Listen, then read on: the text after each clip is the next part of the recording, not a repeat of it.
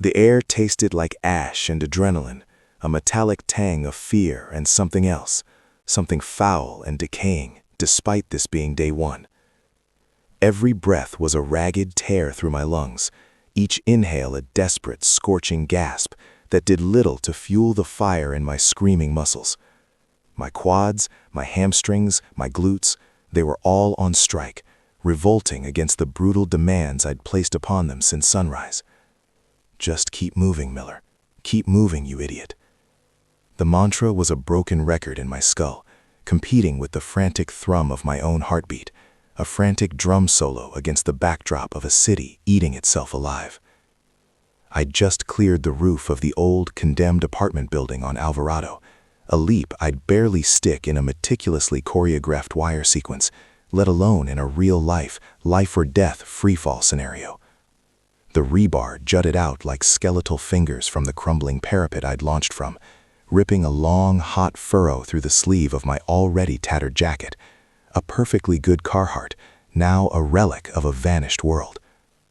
The landing was bone-jarring, a controlled collapse onto the next building's slightly lower roof, concrete spitting up around my scuffed combat boots. Pain shot up both ankles, a white-hot spike that made my vision swim for a second. Roll with it, Miller. You've taken worse falls. I tasted blood in my mouth, either from biting my tongue or the sheer exertion tearing at my esophagus. My neck corded, veins bulging under skin slick with sweat that stung my eyes, blinding me partially as I squinted through the burning film. My grip on the crowbar, my only companion, my only weapon, felt tenuous, the cold steel slick in my palm. Below, the streets of LA were a nightmare tableau. Burning cars, abandoned buses, the faint, sickening wail of sirens that died out as quickly as they began. And everywhere, them, the infected, pale mutants. They moved with a disturbing, disjointed gait, a hyper-aggressive lurch that was far too fast for their emaciated frames. Their skin, where I could see it through the grime and what looked suspiciously like dried blood, was the color of bleached bone, almost translucent, stretched taut over prominent veins. Their eyes, those were the worst. Black, pupilless voids that seemed to swallow all light, reflecting nothing but an insatiable hunger. One of them had seen me, had smelled me more like, from 3 stories down, its head snapping up with a jerky, avian motion. A guttural shriek tore from its throat, a sound that made the hair on my arms stand on end, primal and terrifying, like something ripped from a nightmare and given form. Its companions, dozens of them swarming a deserted bus stop, responded instantly, a chorus of hoarse cries rising up, a cacophony of impending doom. They started clawing at the building walls, scrambling, their desperate strength surprising, defying gravity in their scramble to get to me. No time. My lungs screamed, demanding oxygen, but I ignored them. I sprinted across the rooftop, remembering the blueprints for the studio lot I'd worked on, the back alleys I'd learned to navigate for car chases, the precise measurements for every jump and fall. This was no different, just a much, much higher budget on the stakes. I reached the edge, a sheer 15-foot drop to a narrow alleyway below, littered with overflowing dumpsters and broken glass. Not a soft landing by any stretch, but better than being swarmed. I didn't hesitate. Planting my lead foot, I launched myself, a desperate, uncontrolled dive, arms outstretched. For a horrifying microsecond, I was airborne, a falling star against the smoky LA sky, the wind whipping past my ears.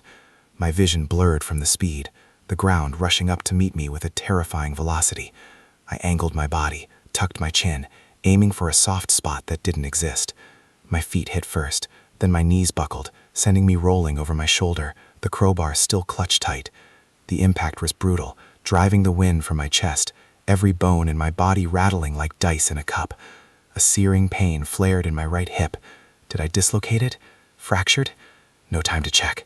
I pushed myself up, groaning, a choked sound swallowed by the distant screams. My hip felt like it was on fire, each step a wince-inducing agony. But the alley offered a sliver of hope. A rusty fire escape ladder, barely secured, beckoned from the opposite wall. Classic stunt maneuver. I staggered towards it, the pale mutants' guttural snarls growing louder above me, their shadows beginning to fall over the lip of the roof I'd just abandoned. They were faster than I thought, more relentless. Every heave upward on the rusted rungs was a monumental effort. My biceps burned, shoulders popping with protest. Sweat, thick and gritty, streamed down my face, getting into my mouth, tasting like iron and fear. My vision pulsed with exertion, black spots dancing at the edges. I could hear the scraping of their nails, the wet snarls from directly above, growing impossibly close. One of them, a lean, wiry female with hair like dried straw, lowered herself precariously over the edge, her black eyes locking onto mine. She was practically drooling, a thin stream of viscous fluid dripping from her chin. I scrambled higher, my hands raw, scraped and bleeding. I was almost to the first landing when I heard the ominous creak, a groaning protest from the ancient metal. The ladder, already weak, shuddered violently. A rivet popped, shooting past my ear with a high-pitched whine. The entire structure shifted, pulling away from the brick wall, dust and debris showering down. My heart seized in my chest. No, not now. I scrambled faster, pure animal instinct overriding the pain, my fingers tearing at the corroded steel. The ladder groaned again, a louder, more desperate sound, and then, with a sickening shriek of tearing metal and crumbling mortar, the top section of the fire escape ripped free from the wall, sending me plummeting. The world tilted. My grip slipped, the crowbar clattering away, bouncing once on a dumpster before vanishing into the shadows. For a horrifying second, I was falling again, a sickening lurch in my stomach as gravity asserted its undeniable will. My last desperate reflex was to grab at anything, and my fingers closed around the bottom rung of the now collapsing ladder. It slammed into the ground with a deafening clang, twisting my arm and sending another wave of agony through my shoulder. I dangled, suspended precariously, my feet a good 10 feet off the ground, the remaining part of the fire escape swaying precariously above me, threatening to give way completely. And then, I heard it, the distinctive, horrifying thud of something landing right above me on the remaining section of the fire escape, followed by a low, guttural growl that reverberated down the metal right into my ear. My vision, already blurry, sharpened with terror. I was hanging by one arm, injured, weaponless, and directly above me, a pale mutant was already beginning to descend. The world tilted. My grip slipped, the crowbar clattering away, bouncing once on a dumpster before vanishing into the shadows. For a horrifying second, I was falling again, a sickening lurch in my stomach as gravity asserted its undeniable will. My last desperate reflex was to grab at anything, and my fingers closed around the bottom rung of the now collapsing ladder. It slammed into the ground with a deafening clang, twisting my arm and sending another wave of agony through my shoulder. I dangled, suspended precariously, my feet a good 10 feet off the ground, the remaining part of the fire escape swaying precariously above me, threatening to give way completely. And then I heard it, the distinctive, horrifying thud of something landing right above me on the remaining section of the fire escape, followed by a low, guttural growl that reverberated down the metal right into my ear. My vision, already blurry, sharpened with terror. I was hanging by one arm, injured, weaponless, and directly above me, a pale mutant was already beginning to descend. The world tilted. My grip slipped, the crowbar clattering away, bouncing once on a dumpster before vanishing into the shadows. For a horrifying second, I was falling again, a sickening lurch in my stomach as gravity asserted its undeniable will. My last desperate reflex was to grab at anything, and my fingers closed around the bottom rung of the now collapsing ladder. It slammed into the ground with a deafening clang, twisting my arm and sending another wave of agony through my shoulder. I dangled, suspended precariously, my feet a good 10 feet off the ground, the remaining part of the fire escape swaying precariously above me, threatening to give way completely. And then I heard it, the distinctive, horrifying thud of something landing right above me on the remaining section of the fire escape, followed by a low, guttural growl that reverberated down the metal right into my ear. My vision, already blurry, sharpened with terror. I was hanging by one arm, injured, weaponless, and directly above me, a pale mutant was already beginning to descend. The metallic shriek wasn't just in my ears, it was vibrating through my teeth, up my arm, a jarring echo of the tearing steel that had just ripped me from tenuous safety. My shoulder felt like a cannonball was tearing through it, every ligament and muscle screaming in protest, a firestorm of pain that threatened to consume my consciousness. My grip, a desperate, white-knuckled vice on the corroded rung, was all that kept me from plunging into the unknown darkness below, where the scattered debris and shattered concrete surely concealed more horrors. But the immediate horror was above. Its silhouette, distorted by the sickly, intermittent glow of a distant, flickering street lamp and the reflected firelight from blocks away, was all angles and unnatural bulk. Its head, elongated and bald, dipped into view first, followed by a gaunt arm ending in fingers like sharpened bone, scrabbling for purchase on the rung just above my own. A low, wet snarl vibrated through the metal, rattling my teeth, a sound that wasn't quite animal, not quite human, but an unholy blend of both, laced with a chilling hunger.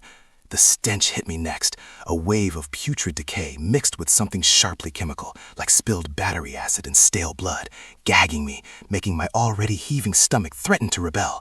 No, not now, not like this. Every fiber of my being shrieked in protest, not just from the agony radiating from my shoulder, but from the raw, primal terror that threatened to unravel the last vestiges of my control. My good arm, the left one, shot up, blindly grasping for purchase, finding nothing but cold, slick metal in the empty air.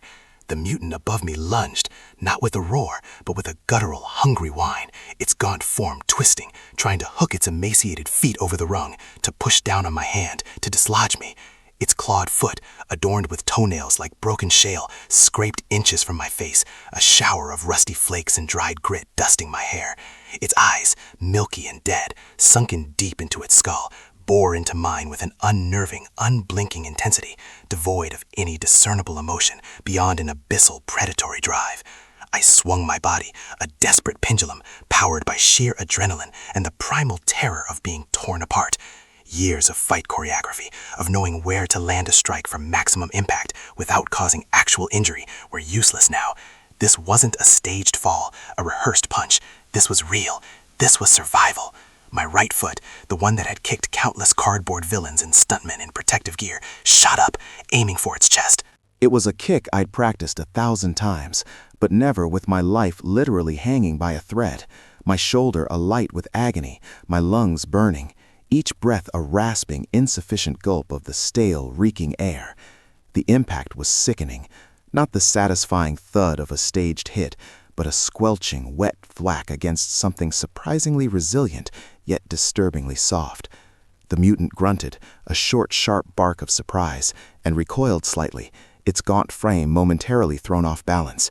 Its clawed hand, however, snagged my shirt, a threadbare, grimy cotton relic from a better day, and its grip was like a steel trap. The fabric stretched, protesting, threatening to tear, and I felt the material strain against my skin, scraping.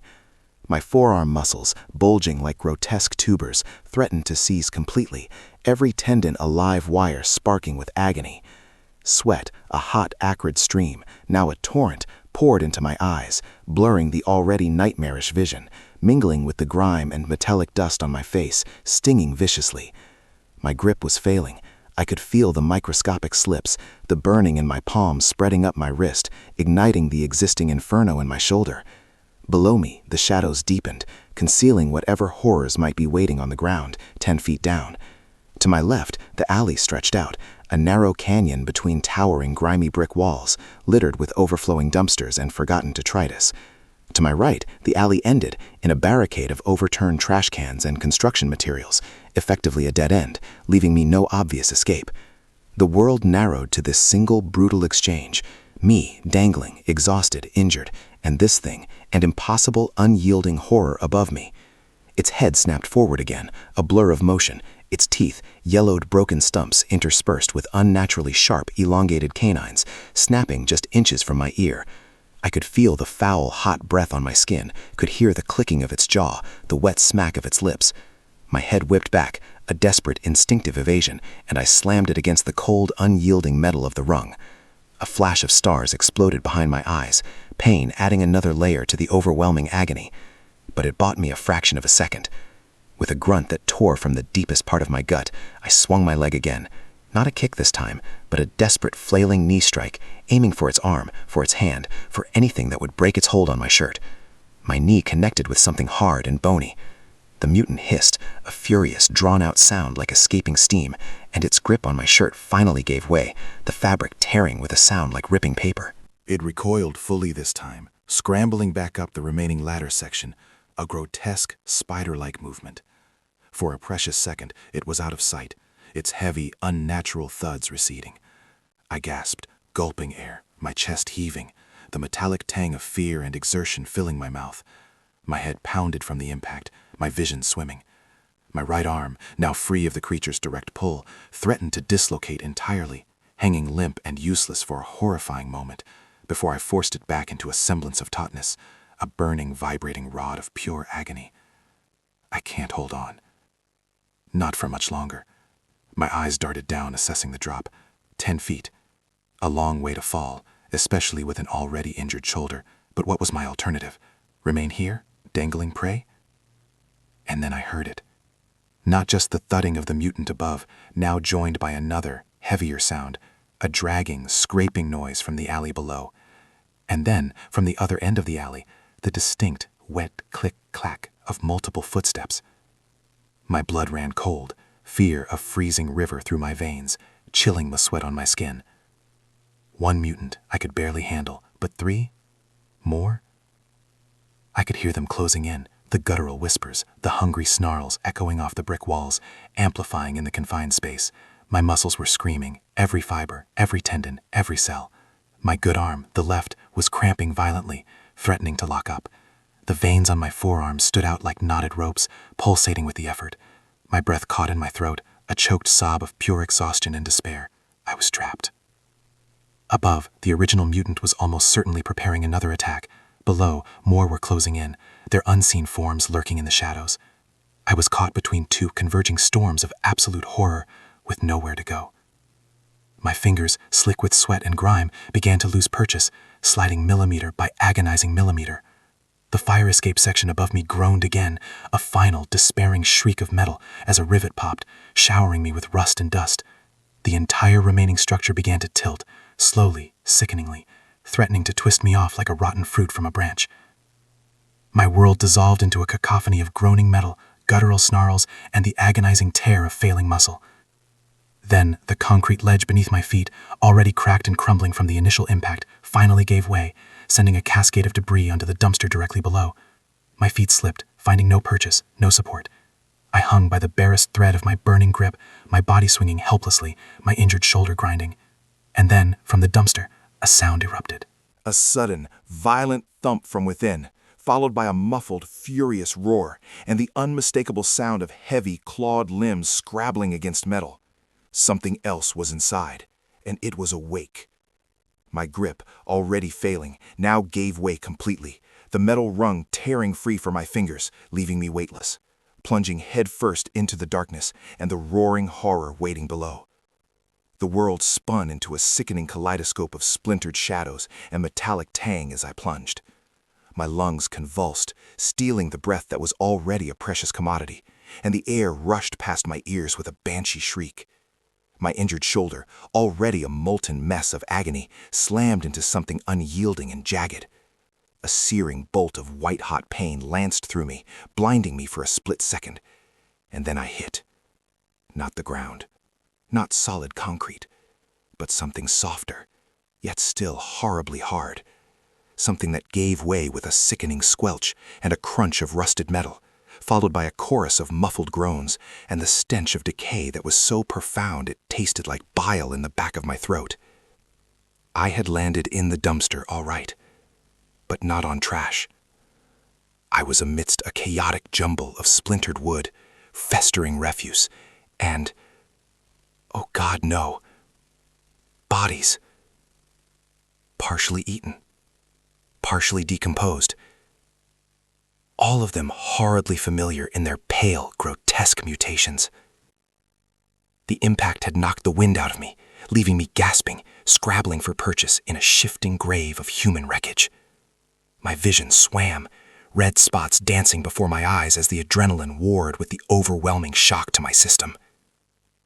Every muscle in my body, already protesting from the climb and the fall, now screamed in unison, a unified chorus of fiery anguish. Then the roar, a guttural, rattling snarl that vibrated through the very rusted steel beneath me, shaking my teeth in their sockets. It wasn't the distant, echoing howl of the original mutant above, nor the low, predatory growls of the ones closing in from below. This was close, directly beneath me, or perhaps beside me. I twisted, my good arm flailing, scrabbling desperately to push myself up, to find purchase, to escape the putrid embrace of the decomposing flesh surrounding me. My hand, slick with sweat, grime, and something sickeningly wet, slipped repeatedly.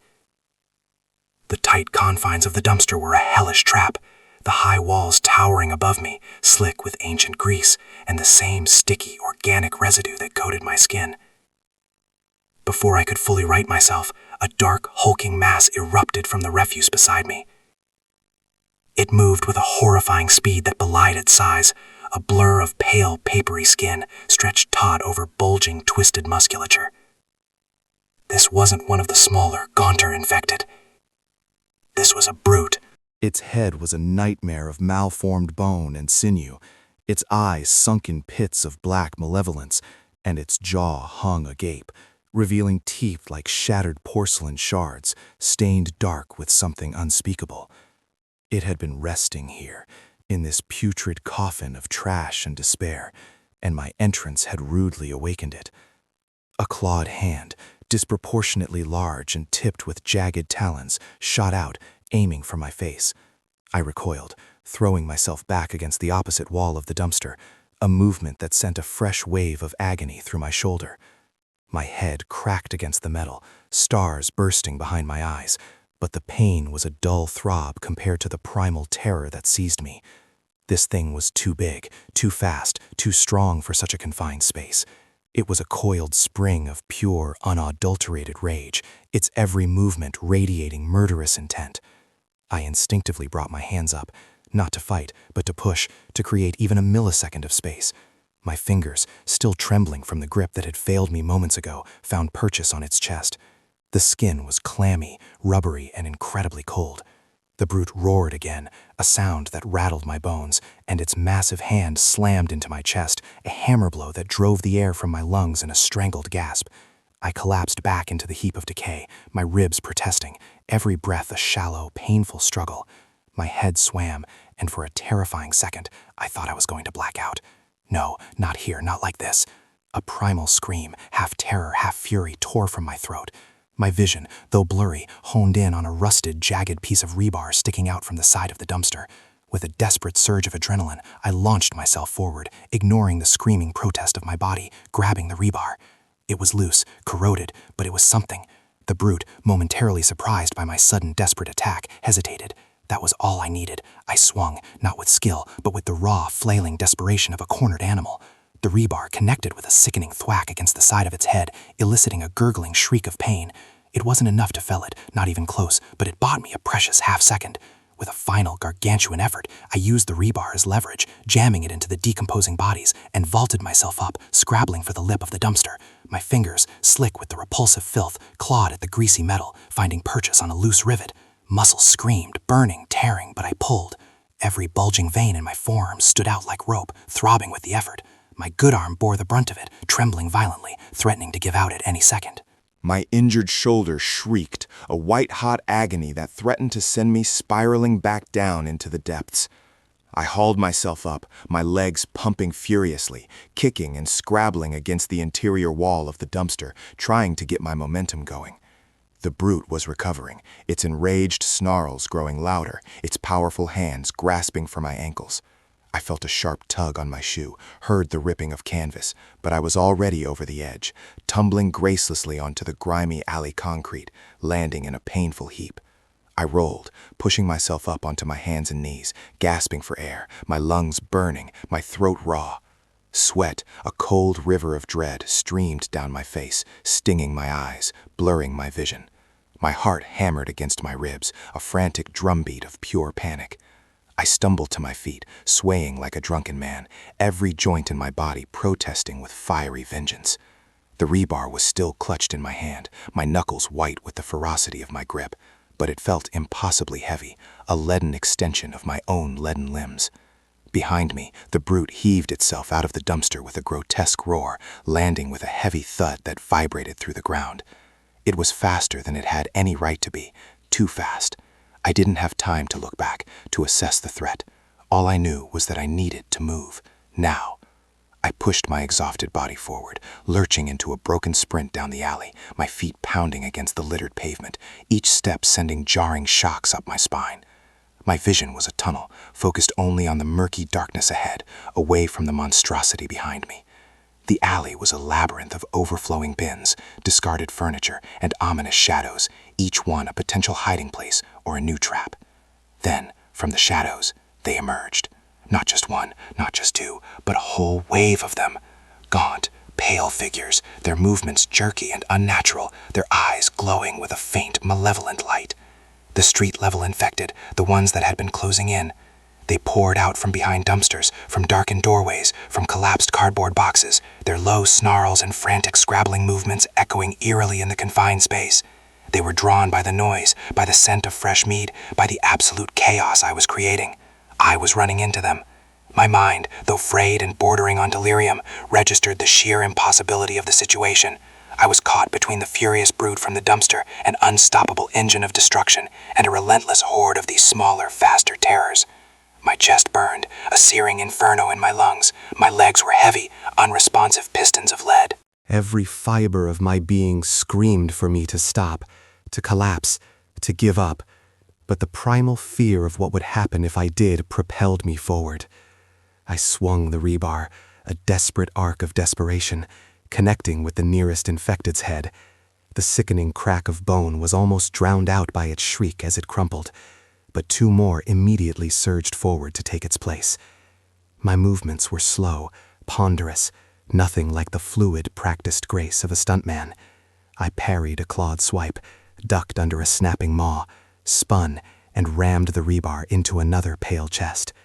The impact jarred my already agonizing shoulder, sending a fresh wave of nausea through me. My arms felt like lead, my grip on the rebar weakening with every desperate blow. I was fighting blind, relying on instinct, on the years of training that had ingrained evasive maneuvers and striking patterns into my very DNA. But those patterns were failing. My body was refusing to obey. The brute was gaining, its thunderous footsteps shaking the very ground beneath me, its enraged roars a constant, terrifying symphony of impending doom. The smaller infected were a tide, an endless swirling current of razor-sharp claws and teeth, nipping at my heels, tearing at my clothes. Sweat, now mixed with dirt and a thin trickle of blood from a graze on my temple, continued to sting my eyes, making it impossible to see clearly. My vision was a blurry mess of pale skin and snapping jaws. My muscles, already pushed beyond their breaking point, screamed with every flex, every dodge, every swing. My veins bulged, visibly throbbing beneath my skin, as my heart fought a losing battle to pump enough oxygenated blood to my failing limbs. I was drowning in exhaustion, in terror, in pain. I spotted a narrow gap between two overflowing dumpsters, a desperate gamble for a momentary respite, a chance to thin the horde. I lunged, throwing every last ounce of my failing strength into a final desperate burst of speed, but my foot caught on something unseen. I stumbled, pitching forward, my head hitting a brick wall with a dull, agonizing thud. My world exploded into a kaleidoscope of pain and disorientation. My knees buckled, sending me crashing to the ground, the rebar clattering from my numb fingers. I lay there, gasping, disoriented, every nerve ending firing off like 1,000 tiny needles. My vision swam, refusing to focus. I could hear them now, closer, their snarls and hungry whispers a deafening symphony in my ears. The brute's roar echoed, almost directly behind me, its heavy footsteps now a terrifying tremor in the ground. As my eyes struggled to focus through the haze of pain and sweat, I saw them. Dozens, maybe hundreds, of the pale, mutated figures pouring into the alley from every conceivable angle. They were a solid wall of horror, closing in, leaving me no avenue of escape. And above them, towering over the horde, its massive frame filling the narrow alleyway, was the brute. Its dark, sunken eyes fixed on me, its jaw slack, revealing those monstrous teeth, already beginning to drip with anticipation. My vision swam one final time, but not before I saw the ground shift beneath me, not before I felt the tremor of movement from below, not before I heard a new, sickeningly familiar thump as the alley's storm drain grates, rusted and weak, began to rattle and bulge from below, threatening to give way beneath the sheer, crushing weight of my final, desperate stand. Something enormous, something ancient, was awakening beneath the very asphalt I lay on, and the pale, hungry horde was merely the appetizer for the true horror that was now rising to claim its due. My knees slammed into the unforgiving asphalt, sending a fresh wave of agony ripping through my already shredded ligaments. The rebar, a flimsy extension of my failing will, clattered uselessly away, vanishing into the churning sea of pale, grasping limbs. Gasping, choked by the dust and the metallic tang of fear, I clawed at the ground, every nerve ending in my body screaming a discordant symphony of failure. My vision, a kaleidoscope of pain and desperation, refused to steady. Blurry shapes swam into focus, the countless gaunt faces of the infected, their vacant eyes fixed on me, their snarls and guttural whispers a deafening predatory chorus. They were a living, pulsating wall, closing in, pressing the very air from my lungs. Above them, a monolithic shadow against the sickly urban glow, the brute loomed. Its massive frame choked the alley, its sunken, dark eyes like pits of obsidian, devoid of mercy. Its jaw hung slack, revealing row upon row of yellowed, razor-sharp teeth, already glistening with anticipation. A trickle of viscous drool, thick and black, snaked from its maw and splattered onto the grimy pavement, an omen of the horror to come. I could hear its ragged, wheezing breath, feel the thud of its enormous heart vibrating through the ground, a drumbeat of doom. And then, the thump. Not just a tremor, but a deep, resonant thump that vibrated through my very bones, a sound that spoke of unimaginable weight and primal force. The rusted storm drain grates beneath me, already protesting, buckled again, this time with a sickening groan of stressed metal. They convulsed, bulging upwards, then downwards, like a tormented chest struggling for air. A crack spiderwebbed across the asphalt beside my head, a thin black vein snaking through the concrete. A noxious, cloying stench, a blend of stagnant water, decay, and something anciently, sickeningly organic, surged up from the yawning abyss below, filling my nostrils, coating my throat with a bitter, metallic taste. My eyes, still struggling to pierce the hazy veil of pain and exhaustion, widened in horror. Not just the grates, but the very ground around them was flexing, groaning, like the strained hide of some colossal buried beast. No, no, no, no, I choked, the words raw and scraped, barely a whisper against the roaring tide of the infected. My muscles, already screaming a protest of lactic acid and micro-tears, ignited with a fresh, desperate surge of adrenaline. I needed to move, now, but where? The wall of mutants was too thick, their collective hunger too great. My eyes darted, searching for any sliver of an opening, a weakness in their ghastly embrace. There was none, just pale, grasping hands, skeletal fingers twitching, their nails long and yellowed, like ancient talons.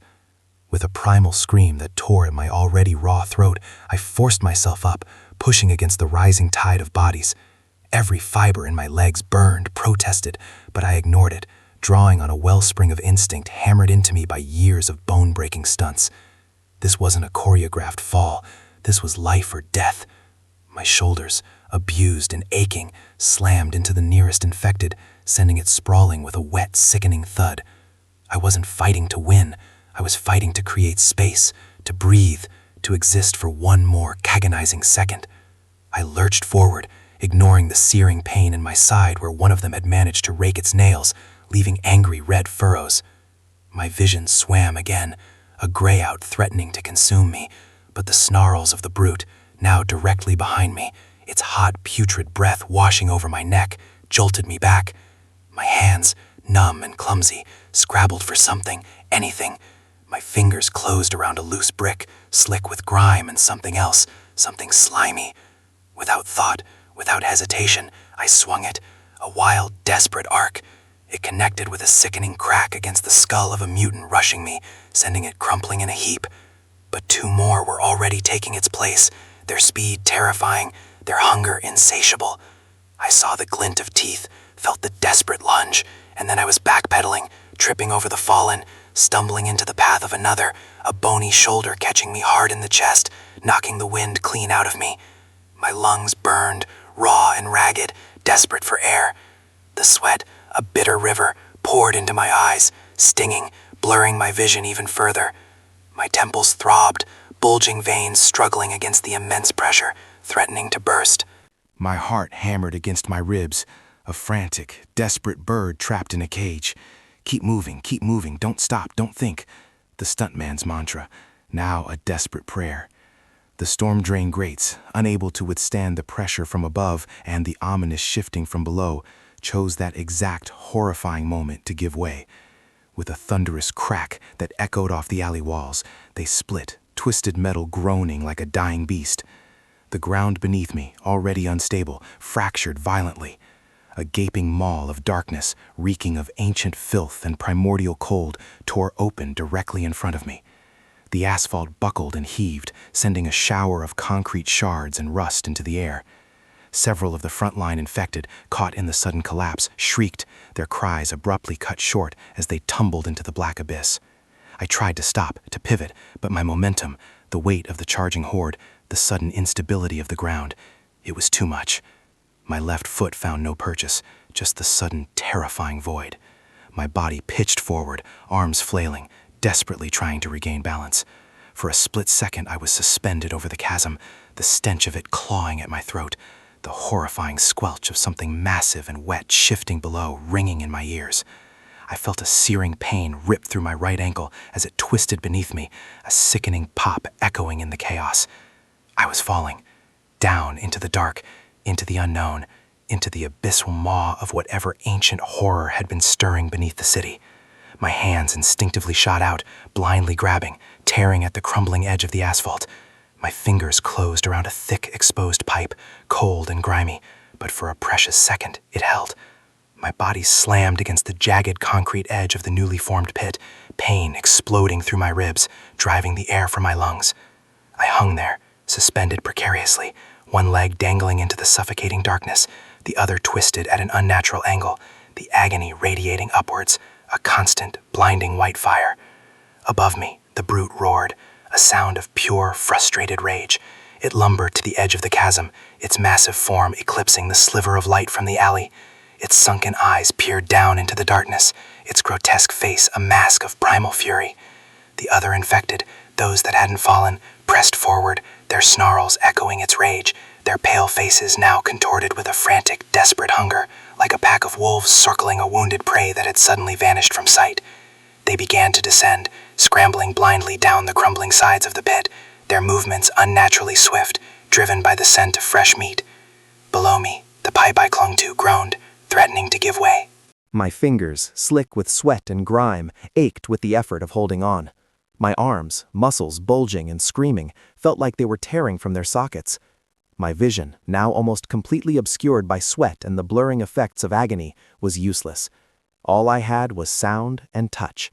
The frantic clawing of the infected above, the deeper, more ominous squelch drag from the darkness beneath my dangling feet, and the relentless, searing pain in my ankle and ribs. And then, just as my grip began to slip, just as the pipe let out a final protesting screech, something massive, something cold and wet and impossibly strong, brushed against my dangling foot from the darkness below. It wasn't the tentative touch of an infected. This was deliberate. This was aware. A sound, deep and resonant, like a mountain shifting or a leviathan sighing in the abyssal depths, reverberated upwards, shaking the very earth. My eyes, wide and terrified, somehow managed to focus just enough to glimpse it. Not a mutant, not human. Something else. A colossal, glistening form, slick with primordial ooze, its surface rippling with unseen motion, rising from the murky water that now filled the very bottom of the ancient storm drain. A single, enormous, milky white eye, vast as a dinner plate, slowly swiveled open in the impenetrable gloom, fixing its gaze upon me, the pathetic morsel dangling above it. And then, its gaping, cavernous maw, rimmed with countless needle-sharp teeth that seemed to twist and writhe like a bed of hungry worms, slowly, deliberately, began to open directly beneath my dangling foot. The stench hit me first, a tidal wave of primordial decay, metallic and briny, like a million years of ocean death exhaled directly into my face. It was the smell of the abyss given breath, a smell so ancient and wrong it scourged the inside of my nostrils, burning a path straight to the fear center of my brain. And with it, a sound, a wet, guttural gurgle slurp that resonated in my chest, a living echo chamber. The scale of it. The maw was a black hole framed by that impossible, glistening, needle-toothed nightmare, a yawning void that could swallow me whole, my dangling foot just a pathetic amuse-bouche hovering at its threshold. No, not like this. Not after everything. My adrenaline, already a toxic cocktail sloshing through my veins, surged into a full-blown seizure.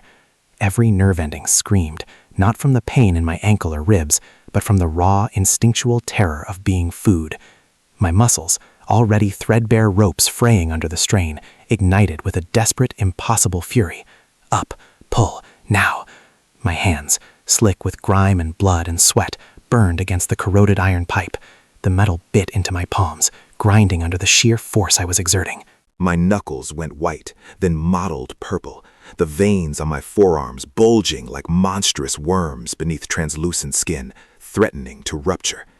A strangled gasp ripped from my throat, raw and ragged, as I tried to haul my entire body weight upwards.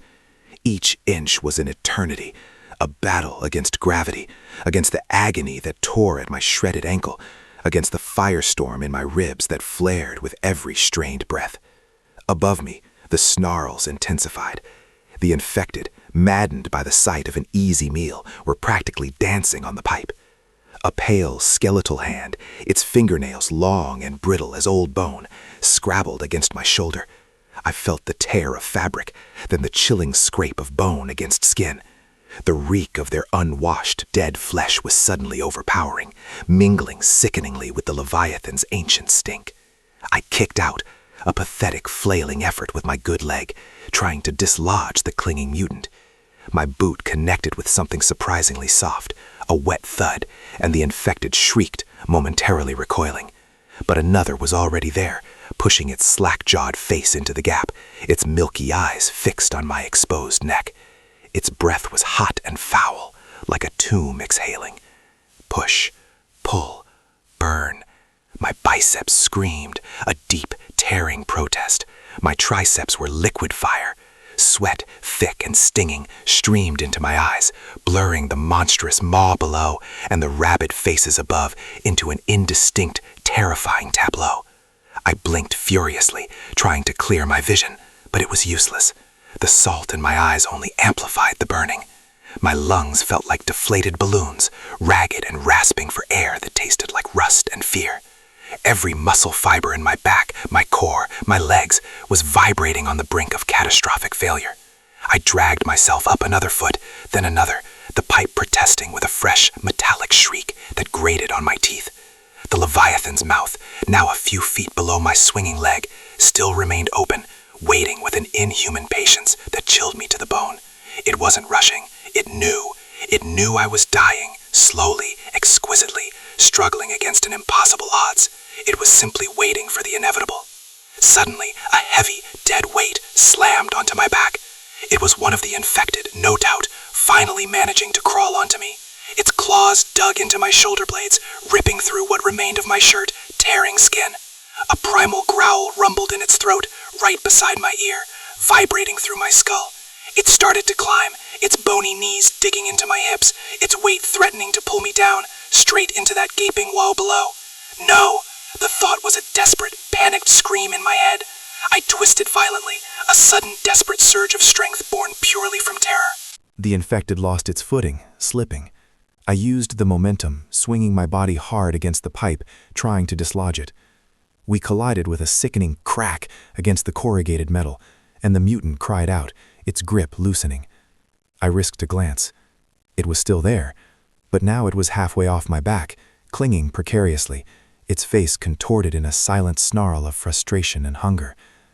My good hand, numb and trembling, found a slightly wider ledge on the pipe. I dug my fingers in, tearing them, not even registering the pain anymore. My vision swam, speckled with black spots, the world tilting precariously. My body felt like a lead weight, yet simultaneously light and ethereal, as if my spirit was already trying to escape the confines of this failing flesh. I kicked out again with my good leg, connecting with the side of the infected's head. Its neck snapped back with a wet crunch, and it finally gloriously let go. For a split second, I saw its pale, slack face plummeting past my feet, its body arcing gracefully, silently into the waiting maw below.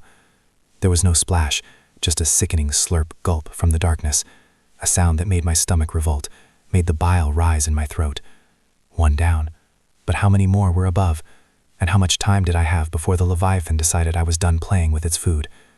I hauled myself up, a desperate, shuddering heave, past the point where the pipe narrowed, where the infected had been clinging. My head cleared the lip of the storm drain, and I gasped, sucking in a lungful of stale, polluted air that tasted like concrete and distant decay. Glorious. A sliver of gray, overcast sky was visible through a cracked grate directly above me, maybe 10 feet up. Hope, a dangerous, fragile thing, flickered. My hands, raw and bleeding, found purchase on a crossbeam of rusted rebar. I clung to it, panting, eyes squeezed shut against the burning sweat and the sheer exhaustion. Every muscle was screaming now, a chorus of agony. My entire body trembled uncontrollably. My chest heaved, my heart hammering against my ribs like a trapped bird. My ankle throbbed with a dull, unrelenting ache. I was spent, completely, utterly, horrifically spent. But I wasn't out. Not yet. I looked down, past my dangling feet, into the darkness. The Leviathan was still there. Its colossal, milky eye, luminous in the gloom, was tracking me. But its maw was no longer directly beneath me. It had shifted, slowly, subtly, like a predator adjusting its aim. It was moving towards the side of the storm drain, towards a section where the concrete wall was badly cracked and eroded, a section I was now directly above. And then, with a deep, shuddering groan that reverberated through the very structure of the ancient drain, the Leviathan pressed itself against that weakened wall, not with its mouth, not with its eye, but with a massive, glistening flank that rippled with unseen musculature. The concrete groaned louder, a terrible, grinding sound of stressed stone. Dust rained down, thick and choking. Tiny cracks spiderwebbed outwards from where its body pressed. It wasn't just waiting for me to fall anymore. It was actively trying to bring the whole damn thing down. And directly above me, the ancient rusted rebar that was my only lifeline began to shift, groaning under the sudden immense strain, its rusty grip on the crumbling concrete beginning to slip, with a high-pitched, terrifying screech. My eyes widened. The entire storm drain was collapsing, and I was trapped inside it, between the crushing walls, the impossible beast below, and the certain knowledge that the rebar was moments from tearing free, sending me plummeting into the Leviathan's waiting, patient jaws as the world crumbled around me. The screech tore through my teeth, vibrating through my jaw, a sound that wasn't just metal on crumbling stone, but the very fabric of my survival shredding. My grip, already taxed to its absolute limit, spasmed. The rebar, a rusted, jagged shard of hope, ripped free, not with a clean snap, but a tearing, groaning sound, pulling a plume of ancient concrete dust and gravel with it. For a sickening, impossible microsecond, I was weightless. My stomach lurched into my throat. The world tilted, a maelstrom of dust, shadow, and the colossal, luminous eye of the Leviathan, now directly below me, its maw a gaping abyss of unimaginable dread. Time distended, each heartbeat an agonizing drum roll towards annihilation. This is it, my mind screamed, a desperate final thought. But years of instinct, years of defying gravity and death for the cameras, kicked in. Not a thought, but a primal muscle memory explosion. As I plunged, I twisted, a corkscrew of desperation, one arm flailing wildly, not towards the Leviathan, not towards the receding rebar, but towards a desperate, impossible ledge, a sliver of concrete jutting out from the eroding wall, perhaps a foot lower than where I'd been, but a foot that might as well have been a mile. My fingers, raw and bleeding from the rebar, scraped, burned, found purchase. Not a full grip, not even a true hold, but a momentary skin-flaying snack. My body slammed into the wall, ribs screaming in protest, the impact knocking the air from my lungs with a strangled gasp. Every nerve ending in my arm shrieked. My shoulder felt like it was being dislocated. But I was there, hanging by sheer bloody will. My feet, scrabbling for purchase on the crumbling surface, found nothing but empty air above the Leviathan's waiting maw. I was dangling, a rag doll, a hair's breadth from falling. The Leviathan, its colossal eye now gazing directly up at me, sensed the shift. Its massive head, slick and grotesque, began to rise, its breath, thick and foul like ancient rot, washing over me. The concrete groaned again, and this time, a much larger section of the wall above me, the section the beast had been leaning on, sheared away with a deafening roar. A cascade of concrete, rebar, and earth thundered down, narrowly missing my head, splashing into the murky water below. The Leviathan recoiled slightly from the debris, a momentary reprieve. My grip was failing. My vision swam with the effort. Muscles screaming, a symphony of agony throughout my back, shoulders, and arms. My veins, I was sure, were bulging, visible ropes under my sweat-slicked skin. Every breath was a ragged tear in my chest. I had to move. Now. With a superhuman surge of adrenaline, fueled by pure, unadulterated terror, I swung my body, using the momentum of the falling debris and the Leviathan's momentary distraction. My legs, leaden and useless moments ago, found purchase on a protruding piece of rebar that had miraculously been revealed by the collapse. It was thin, unstable, but it was there. I scrambled, a frantic, clawing ascent, each movement a fresh agony. My fingers locked onto another piece of warped metal, then another, pulling myself up the crumbling face of the drain as fast as my battered body would allow. The Leviathan let out a guttural rumble, a sound that vibrated through the very bedrock and began to press again. The storm drain was actively disintegrating around me now. More concrete buckled, more dust choked the air. I could hear the grinding, rending sound of the drain's ancient foundation giving way. I was no longer climbing to safety, but racing against the total obliteration of my surroundings. I reached the top, the rim of the storm drain, my lungs burning, the taste of rust and dust thick in my mouth. My head cleared the edge, and I hauled myself over, collapsing onto hands and knees on the cracked asphalt above. My body seized, trembling violently, every muscle screaming in unison. My heart hammered against my ribs like a trapped bird, sweat stinging my eyes, blinding me for a split second, mixing with the dust. I gasped, sucking in great, ragged gulps of air, the taste of fresh, polluted LA night air, a revelation after the putrid drain. I rolled onto my back, chest heaving, staring up at the smog-choked sky, gasping, waiting for the ground to stop shaking. The storm drain beneath me groaned its death rattle, a final, thunderous crack reverberating as a massive section collapsed, sending a geyser, water, and debris shooting upwards. I saw a glimpse of the Leviathan's colossal form, twisting, disappearing into the dark, watery depths as the world around it caved in. It was gone. For now. But my reprieve was short-lived. A sudden, sharp crack of a twig nearby. My eyes snapped open, adrenaline flooding my system once more, cutting through the haze of exhaustion. I pushed myself up, slowly, painfully, every joint protesting. My vision, still blurred from the sweat and dust, tried to focus. Movement. Shadows. They were there. The infected. A handful, at first, shambling out from behind a derelict SUV, their pale, stretched skin glistening faintly in the anemic moonlight filtering through the smog. Their gaunt frames moved with an unnatural jerkiness, limbs like twisted branches. Their heads, mostly hairless, swiveled, sniffing the air, their vacant eye sockets fixed on me. They weren't roaring or shrieking yet, just sensing, like starved animals. My muscles screamed in protest as I forced myself to stand, every fiber of my being begging for rest, for sleep, for the sweet oblivion of unconsciousness. But rest was death. My combat knife, still clutched in my right hand, felt impossibly heavy. My left arm, the one that had taken the brunt of the fall and the climb, throbbed with a dull, insistent ache. They surged forward, no warning this time, just a sudden, lurching sprint. Their speed was terrifying, a grotesque parody of human agility. My body, though battered, responded. My stuntman training, the endless rehearsals of fight choreography, the split-second decisions under pressure, it all coalesced into a desperate dance of survival. The first one, a skeletal female with rags clinging to her frame, lunged. I stepped, my body a blur of motion despite the screaming agony in my hips. Her momentum carried her past, and as she stumbled, I brought the pommel of my knife down onto the back of her head with a sickening thud. Not enough to kill, but enough to stun. She crumbled, a guttural moan escaping her throat. No time to confirm. 2 more were on me. A hulking male, his jaw unhinged, drooling stringy saliva, and another smaller, faster one darting low. My instincts took over. I dropped to one knee, letting the hulker stumble over me, then used my elbow to catch the darting one in the chin. A flash of pain shot through my elbow, but the smaller infected shrieked, momentarily disoriented. The hulker, surprisingly resilient, was back on his feet instantly.